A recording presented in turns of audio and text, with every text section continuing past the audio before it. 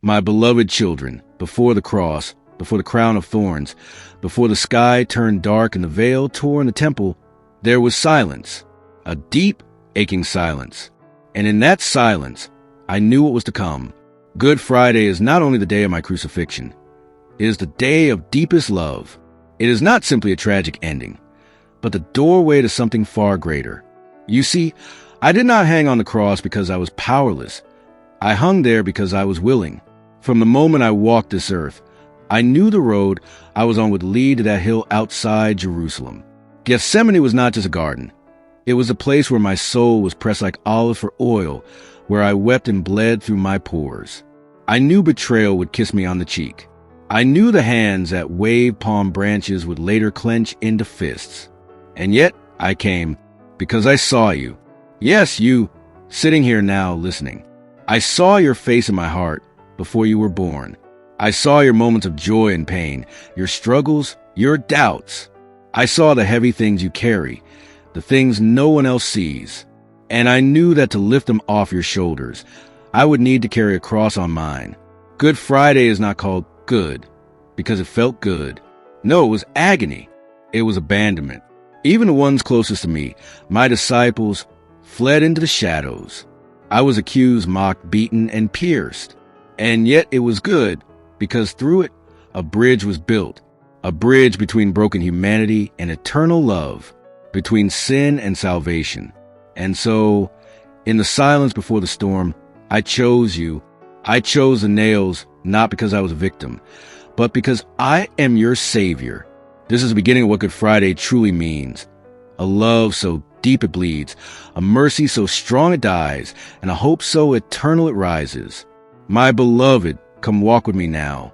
Let your imagination take you back to dusty streets beneath a hot sky, to the shouts of a restless crowd, and the echo of sandals against stone. Feel the weight of wood pressing into flesh. Hear the jeers, the insults, the bitter cries of those who did not understand what was unfolding. This was the road to the cross. But know this, I was not dragged. I was not forced. Every step I took, I chose. Every drop of blood that fell was given, not taken. I could have called down angels, silenced the mockers, stepped away from the path. But I didn't. I couldn't. Not if I was going to save you. You see, sin is not just about broken rules. It's about broken hearts, broken people, broken relationships. Sin separates. It clouds the soul, blinds the heart, and builds walls between you and the love of the Father. That's why I came. Not to condemn you, but to rescue you. Not to rule over you, but to walk beside you, even to the darkest place. As I carried that cross, I carried more than wood. I carried the weight of humanity's sorrow, the pain of every betrayal, every lie, every injustice. I carried the tears of the abused, the cries of the lonely, the silent suffering of those who feel unseen. I carried your shame, your guilt, your regrets, and I did it willingly. And as I walked, people watched. Some wept, some spat, others simply turned away. It has always been this way. Even now, many see the cross and only see pain. But those who look closer, those who listen, hear something deeper. They hear mercy speak. To my left, a soldier pressed thorns into my brow. To my right, a friend wept but didn't speak. Behind me, the crowd roared. And yet, I kept walking. Because love doesn't quit. Love doesn't turn back. Love climbs hills it doesn't deserve to die on, just so that others might live. You may think, why would anyone do that for me? And I say to you, because you are worth it. Not because of what you've done or what you can do, but because of who you are. You are made in my image. You are the Father's delight. Even in your flaws, even in your doubts, I see you and I call you beloved. Good Friday is the day I said, I will go. When no one else could bear it, I bore it. When no one else could pay the price, I paid it, not with silver or gold, but with my blood. This journey to the cross is not just about sorrow. It is about the lengths I will go to bring you home. I am not a distant God. I am the God who walks, the God who suffers, the God who bleeds, the God who redeems. And so, step by step, bruised and broken, I climbed the hill called Golgotha, not as a criminal, but as a king who wears a crown of thorns, a king who chooses thorns over comfort, nails over thrones, love over pride. This, my child, is the heart of Good Friday. The road is painful, but it leads to a cross that opens the gates of grace wide open, wider than your sin, wider than your past, wide enough to fit every soul that dares to believe. And as we reach the foot of that hill, the cross waiting above, know this: I went there so you would never have to walk alone again. Come closer now, my beloved. We have reached the hill, Golgotha, the place of the skull, a barren rise just outside the city walls. The crowds are louder here. The sky feels heavier. The earth itself seems to hold its breath. And there, the cross stands tall. Do you see it? Two beams of wood. Simple, rough, bloodstained. To the world, it looked like a Roman instrument of torture.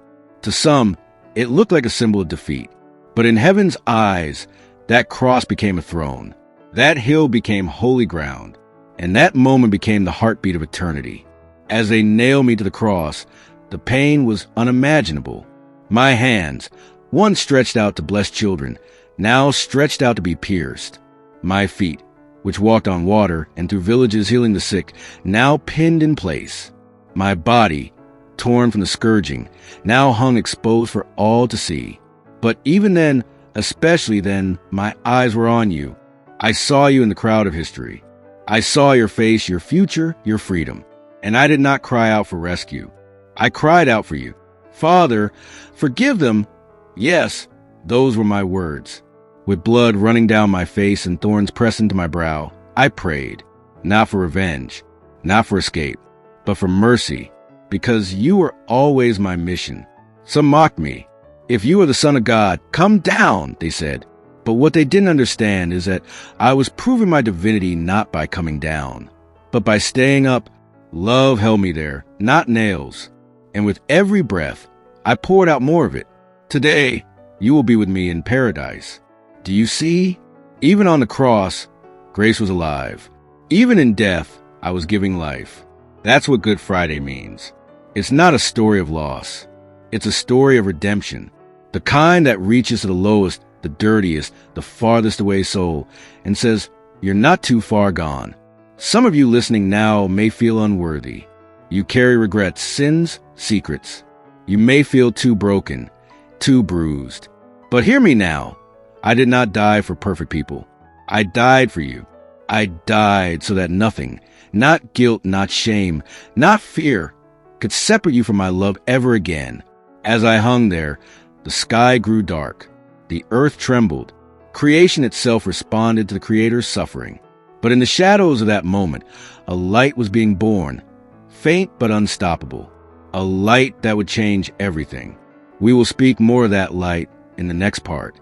For now, stand here at the foot of the cross, hear the cry, feel the weight, and know, deep in your soul, that this is for you. This is the cross that forgives. This is the cross that sets you free. This is the cross that shouts, love wins. Now we come to the final moments. The sky has grown darker still, as though the sun itself cannot bear to look. The wind is rising. The ground quakes slightly beneath the weight of what is happening. And there I hang, between two thieves, between heaven and earth, bleeding, breaking, and yet completely aware. I feel every sting, every pull of breath, every heartbeat fading from my chest. But I also feel something deeper, a swelling of purpose, a quiet roar of love pushing me forward. Even as my body grows weaker, I look down and I see faces, some filled with grief, some with hatred, some with confusion. My mother stands there, and I see the pain in her eyes. She had once held me in her arms. Now she sees me held up in death. I see John, the beloved disciple, standing beside her, and with one of my final breaths, I speak to them.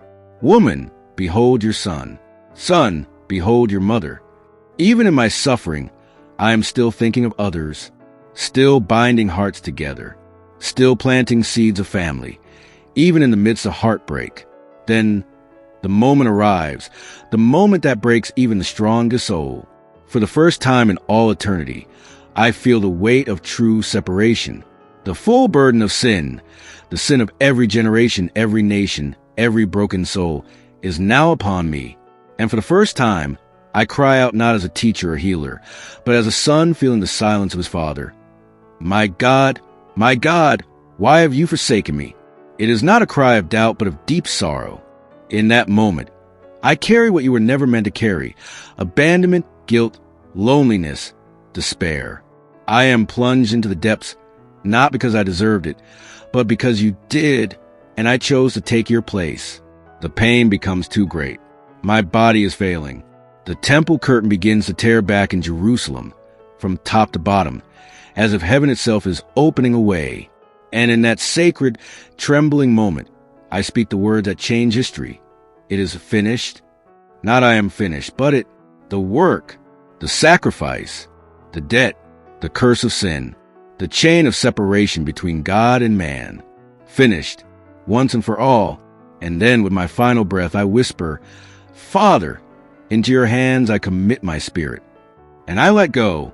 The world holds its breath. The ground shakes with fury and sorrow. Rocks split, graves open. Even a Roman centurion, hardened by war, falls to his knees and whispers, Truly, this was the Son of God. And in that moment, quiet, thunderous, holy, Good Friday becomes more than a day of death. It becomes a declaration of love that will never be broken, a promise sealed in blood, a path open to paradise. Do not look away. Do not rush past this moment. Let it sink in. Let the weight of it humble you, and the beauty of it lift you, because that final breath was not the end. It was the beginning of your freedom.